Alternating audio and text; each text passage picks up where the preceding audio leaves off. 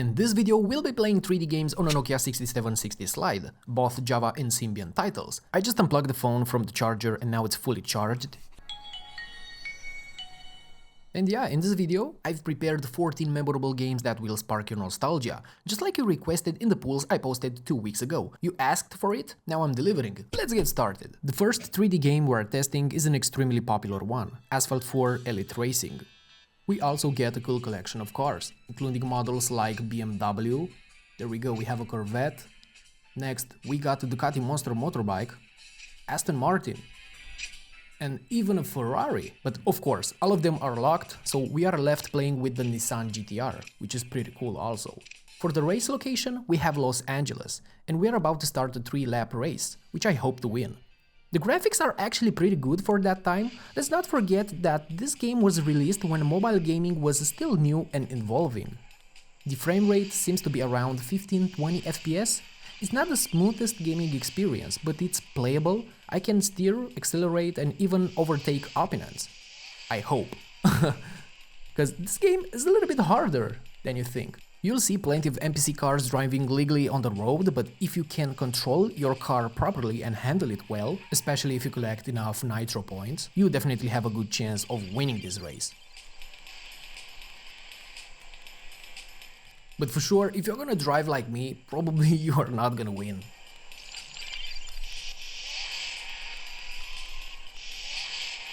I'm not really used to these extremely small keys. It's pretty much the same story as with a BlackBerry. The keys are small, packed closely together, and it's very easy to accidentally press the wrong button. Wow, that taxi just flew off. I actually feel kinda bad for it. Okay, let's go, let's go. Oh, that was a nice takedown. But one thing I'm realizing now, I actually like how the screen is positioned in the center. It gives you the feeling of playing on a portable console. Nokia really did a great job with this design. Okay, so I'm starting to build up my wanted level and I'm not really liking where this is going.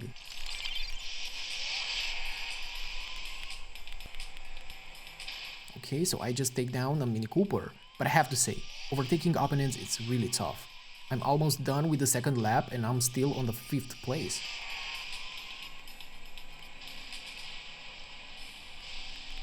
Alright, let's go. We are on final lap and I have to give it everything I've got. Currently in 4th place.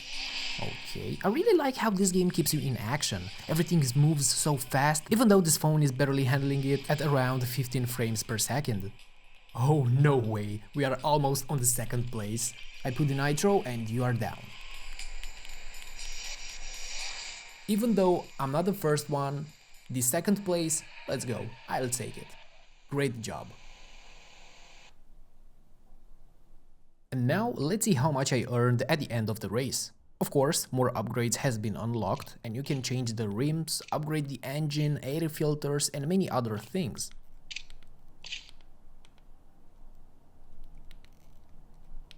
It's honestly a great game and definitely worth trying. Have you ever played this game on a phone? If not, you probably played one of the other Asphalt games. For example, I also tried to play Asphalt 2, but when I tried to launch it, the phone just said no. Seriously, I tried many times and still doesn't work. Why? I don't know. But it's not a big deal. Out of the dozens of games I installed after buying this phone from the flea market, I also installed the Asphalt 3.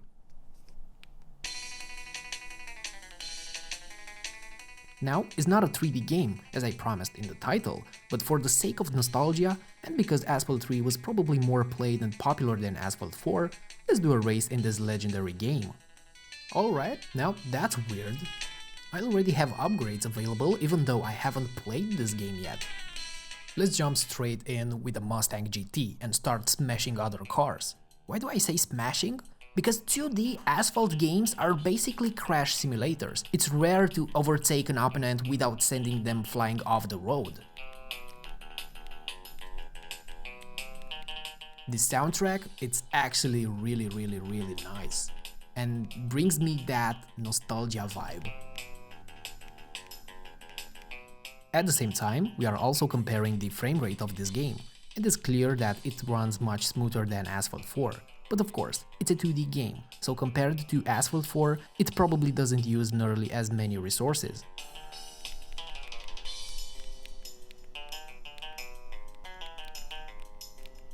We just got caught on radar, and to make things even crazier, I'm literally flying.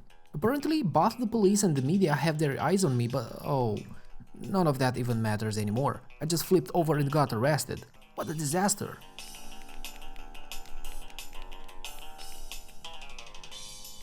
Ah, not again! And right near the finish line! It's like this is happening on purpose!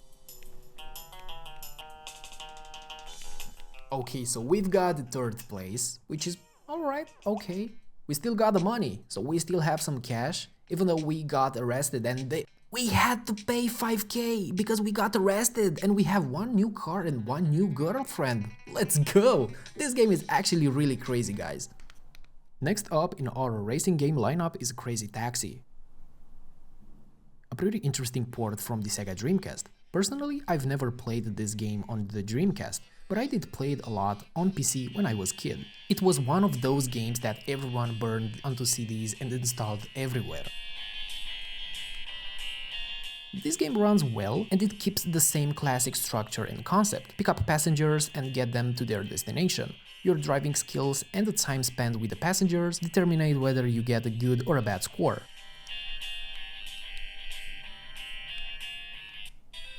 In modern times, we could pretty much call it an Uber simulator. Oh yeah, the sound of a truly happy customer enjoying top-tier taxi service. I'm practically flying. To maintain a decent frame rate, this game makes a huge compromise. The render distance is pretty low. Buildings and cars in front of us only pop up into view when we are about to reach them. This compromise makes the game feels visually lacking, which I'm not a big fan of. I'd much rather have it run like Asphalt 4, but with fully rendered frames, rich in details and objects, instead of having things pop it at the last second.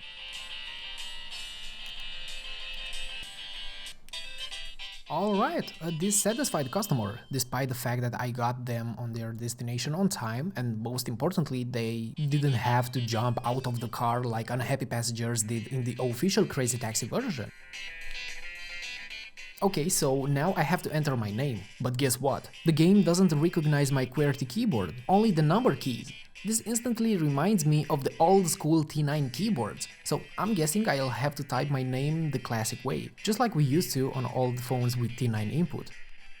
Did you ever use a T9 keyboard? Were you able to type fast on it back in the day? Let me know in a comment down below. And if you have no idea what a T9 keyboard is, don't worry, someone in the comments will definitely explain it. Most likely, there'll be someone older than the one who doesn't know what a T9 keyboard is, but it's okay, because we are from a different generation. The next game is one I've played before on this channel, on Nokia N95 8GB review. This video was posted a few years ago, and it did really well, you guys loved it. So now we are playing Crash Bandicoot on the Nokia 6760 slide.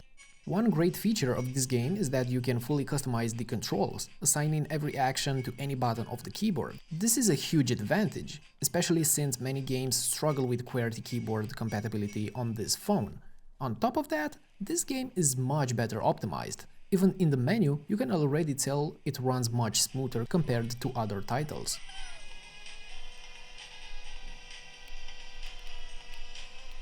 Even though I've set up my controls correctly, I'm still struggling to get used to them. So far, I've been playing using the middle keys, the ones with numbers, but I'll eventually adapt to the new controls. I've noticed that it's just me and that blue donkey battling for position, while the top 3 racers have completely taken off. There's no way to catch up on them, but hey, let's use this as practice, so we can get better prepared for the next level. You'll come across various obstacles, like TNT crates ready to explode on you. There are also mystery boxes that grant different abilities, or maybe even drop disadvantages, but for now I'm not entirely sure. For example, I have no idea what this ability does, and I don't notice any changes except it's visually distracting and kind of getting in my way.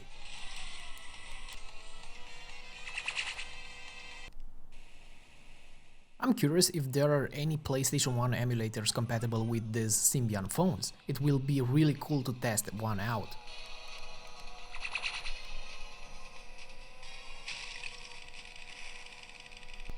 I really like how this game pays great attention to details. Lucky for me, I didn't get eaten by that creature while making that massive jump. This game is actually really fun. It has tons of maps and characters to play with, and so far it runs the smoothest out of all the games I've tested. A clear sign of good optimization. The developers really did a great job with this one. However, not all games are perfectly compatible with the QWERTY keyboard on this phone. Many of the installed games struggles to recognize it, while others require a T9 keyboard, and some apps require the phone to be in portrait mode, which can be frustrating, meaning the phone's keyboard must be hidden. Yeah, I know, it sounds weird, but now let me show you another nostalgic game. It's not 3D, but I'm sure you'll enjoy it. And at the same time, I'll highlight the issue I just mentioned. So here we have Mortal Kombat, an iconic title I just couldn't skip. I had to show it to you, and I'm sure many of you have played before. And here we have our first enemy ranking, showing who we need to defeat. I don't really remember most of the character names, except for Scorpion and Sub-Zero. I used to play Mortal Kombat 4 on PC, and back then I thought it was super violent, especially when you lost and got thrown into that pit full of spikes at the bottom. If you remember that, let me know in the comments. I won my first round, which is great, but then I found a combo list in the menu showing special attacks I could use. The problem?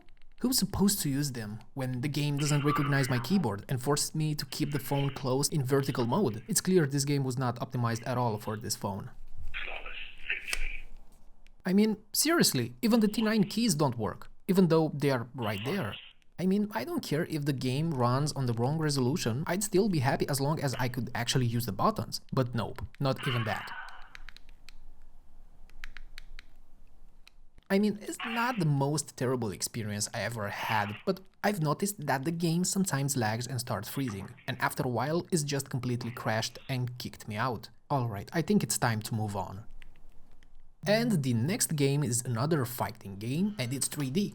Just like before, we are stuck playing in portrait mode, and unfortunately we'll have to use the buttons below the screen again. So I start a new game. No. Alright, I think I'm gonna go with this guy. Perfect, yeah, let's go. And I think my opponent have the same character actually. So let's go. Okay, I put in landscape mode. The display, actually the game, show a correct resolution, even though it's a little bit stretched. Okay. It's a little bit harder to play this game. I try to press the middle button to hit, but... Oh, cool. Okay. Let's go. Maybe I'm gonna try... Oh, no. He did actually the same thing I did. Oh my god, I lost. No. That's a terrible game. And I know for sure what's the problem. The problem is I have a QWERTY keyboard and I cannot use it. Okay, another game loft game. Again, I cannot use it in landscape mode. That's crazy. And we have Brothers in Arms. And it's 3D and it's actually really impressive. You got some cutscenes, as you can see. Fully 3D game. And we have also a story, so let's just begin the first level. Alright, we've got a checkpoint up ahead. To be honest, the game runs terribly, somewhere between 10 and 15 FPS in total, but surprisingly, it's still playable, and honestly, I don't even mind it that much. Is that a crashed plane? Wow. I was expecting to use it as cover and maybe shoot from here, but nope, the game tells me to move on alongside it. Oh, so yeah, here I have something to hide. Okay, I can get some cover here, and probably have to shoot something.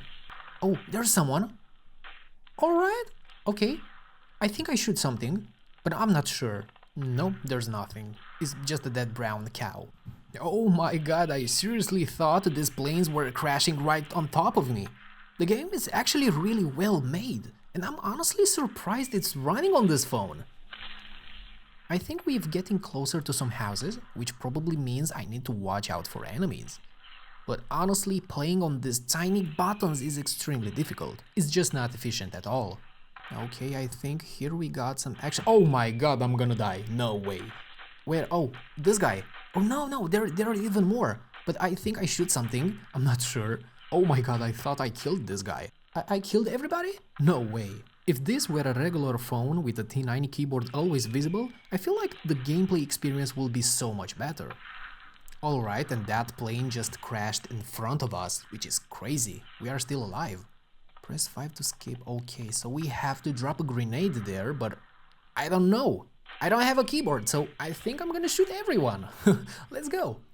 Alright, we are done, so let's continue. Okay, I have a teammate.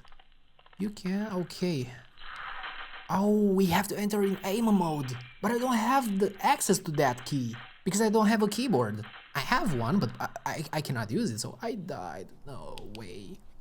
At this point, I cannot continue playing this game anymore, so we are moving on to the next game. And if you think we are done with the shooter games, you are wrong. This is just the beginning. We've got another 3D shooter game, which we are gonna play right now in portrait mode, but the keyboard still doesn't work. So I must play again with the arrow keys. And that's a pain. Like, oh my god. Okay, let's come closer and kill that guy. Alright. There's someone here. Oh, yeah, okay. Okay, I shoot him, but I don't think I shoot anything. Probably there's another one here. Oh, another one. This game is so hard. I mean, specifically on this phone, it's really hard to play this kind of games. I restart the game and I already have a headshot, which is kind of cool. Okay, and no. Again, I'm down. Okay, I try one more time. Maybe this time I'm gonna be a little bit lucky, but no. And the battery is low. So we have to put the phone a little bit to charge up because we've got even more games to show you guys. Alright, so we are back in business and guys, I have a very nice game here. A Resident Evil The Missions. And I love this game actually. I have to show you guys. The game keeps the same style as the original Resident Evil, with pre-rendered backgrounds and a semi-top-down view, where the character is seen from a slightly angled overhead perspective, unlike the original Resident Evil game that used fixed cinematic camera angles. Okay, so now I have to focus a little bit to aim this guy. I'm gonna shoot him. Alright, 2 bullets, not enough. This game seems a little bit laggy, but we are done with the first level, so let's move on. Let me try in landscape mode, but yeah, we have a white bar, so it doesn't work at all. Okay, this time we have to move on a little bit. So we are in the office and we've got another zombie, which we have to kill. Alright, I'm so slow, I think I'm gonna die here. Okay, I think I missed that shot. No! Oh my god. I thought they weren't that violent. Oh, well, at least I took him down. Alright, let's enter this room and see what's inside. Oh, the level just ended. This game really feels like it's made up of tiny episodes, almost like a movie that you piece together scene by scene. That room was empty last level, oh my god. And there's a guy here, which we have to save. Oh, yeah, thank you. Alright, man, let's go. Where are you going? That way. Let's go. Ooh. This game is so cool. I'm not gonna. Oh my god, there are 2 zombies here. And oh, little brother, you're already in trouble again. I'm gonna take them down. Don't worry, bro. Hopefully, I'm not gonna shoot my friend. Let's go. You are saved again, bro. Let's go. This game is really fun. I think we've played enough Resident Evil for now. Let's move on to the next game, which is yet another iconic title, Assassin's Creed. This one is fully 3D, and honestly, from the screenshots, it didn't look that bad at all. So let's see what it's all about. We start with the cutscene rendered directly in-game, and at first glance, it looks pretty complex. And right away, I'm thrown into a parkour section. I have to climb this building since apparently I can't take the stairs. It's too complicated, I guess. It's not a problem. It would have been awesome if I could change the camera angle to see my character from a different perspective. Alright, so to jump, I'm supposed to press the 5 key, but I'll have to use the OK button instead, because there's the only one I can actually reach. Honestly, it's really frustrating that the QWERTY keyboard doesn't work. And a good example, I cannot press that button. Oh my god, let's see, maybe like this? No. Still doesn't work. Oh my god. How am I supposed to press that button if it's not, like, working? Oh, but I can jump. Alright. So, I had to press this button to keep my balance. But it's not working, so in this case, I'm gonna use my hands. Okay, I think we are done. No. Okay, but yeah, I cannot get over this because I have to press this button. It's part of the tutorial, so yeah, I think we are done.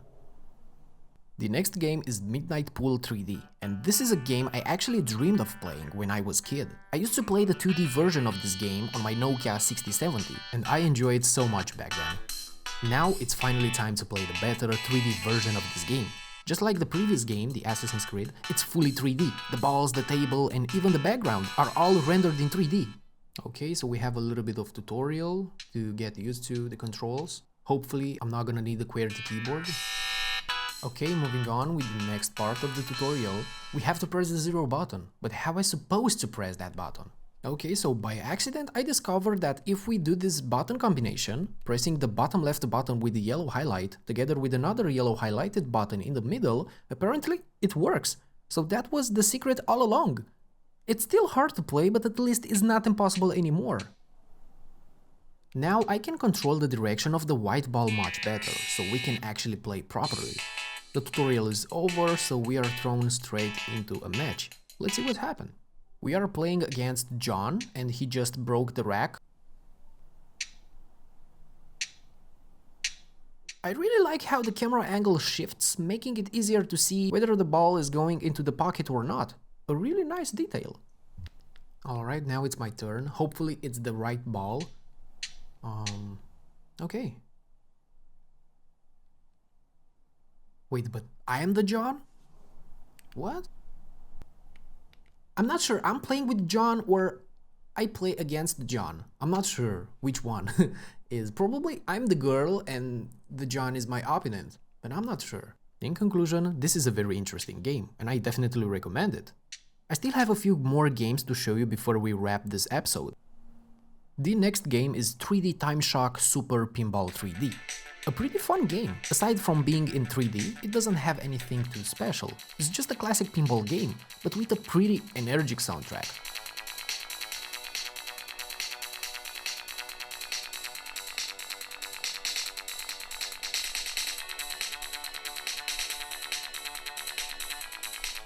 I've never really been a huge fan of pinball games, but seeing a fully 3D version like this is actually pretty exciting.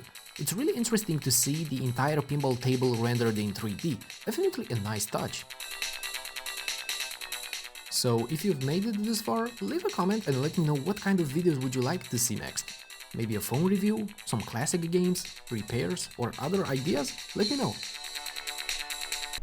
The next game is Ski Jumping 2012. Basically, the goal here is to make the perfect jump, or at least as close as possible,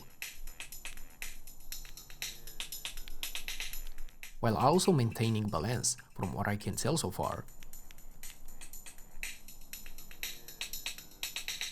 It's a pretty small game where the main challenge is to break records on the leaderboard. Let's see how it goes. I'll try to keep the balance bar in the green zone, that seems like the right way to do it. And I've landed. We finished with 107 meters, while the first place record is 127 meters, so we've still got some work to do. So the last game I'm gonna show you in this episode is Temple Rush, which is kind of like a Temple Run, but it's Temple Rush, you know? It's like a knockoff version. While the game is endlessly loading, at least we can enjoy this amazing soundtrack. Alright, so no tutorial so far, we just have to go. Oh, no, that's the tutorial. Okay, we have to press 6. Alright. So we can get used to the controls. Okay, left, right, doesn't matter. Okay, good job. Alright, we are okay. Press 2 to jump. Alright, we have obstacles already. And the game is just freezing a little bit. Oh my god. Oh, another one. Nice. Oh, so we have points. Right. Yep. And we have to press other buttons, the 7 or the 9. Okay, we have obstacles at the end. Alright, the game runs not smoothly, 10 FPS probably. Alright. And we just died. I had to jump over the tree. Okay, for the scoreboard, I have to put my name using this QWERTY keyboard, which is working right now. Alright. And we can share on Facebook. We can post our score.